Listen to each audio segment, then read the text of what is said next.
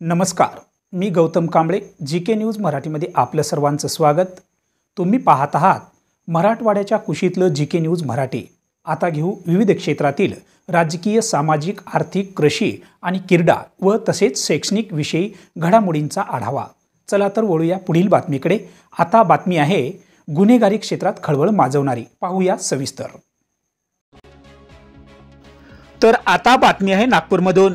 नागपूरच्या कवडी चौकामध्ये काल रात्री भर रस्त्यात एका व्यावसायिकावर अज्ञात दरोडेखोरांनी गोळीबार करून 50 लाख रुपये लुटल्याची धक्कादायक घटना घडली आहे.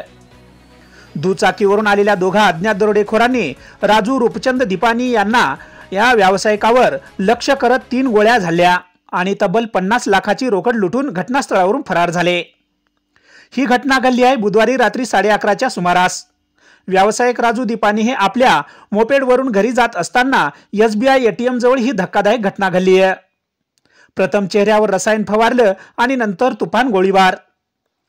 गोळ्या लागून राजू दीपानी जखमी झाले असून त्यांच्यावर सध्या मानकापूर येथील खाजगी रुग्णालयात उपचार सुरू आहेत. पोलिसांच्या प्राथमिक तपासानुसार हल्लेखोरांकडे देशी बनावटी पिस्तूल होतं. या घटनेमुळे संपूर्ण कवडी चौक परिसरात भीतीचं वातावरण निर्माण झालं आहे. पोलिसांनी शक्यतो टिपच्या आधारे गुन्हा घडल्याचा संशय व्यक्त केला आहे. राजू दीपानी त्यांच्यासोबत काम करणाऱ्या 2 कर्मचाऱ्यांची चौकशी सुरू असून CCTV फुटेजच्या आधारे आरोपीचा शोध घेतला जात आहे.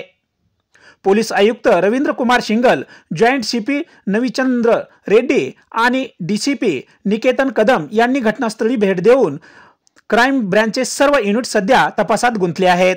दहशत पसरवणारे हल्लेखोर अद्याप फरार आहेत. मात्र या घटनेने नागपूर हादरला आहे.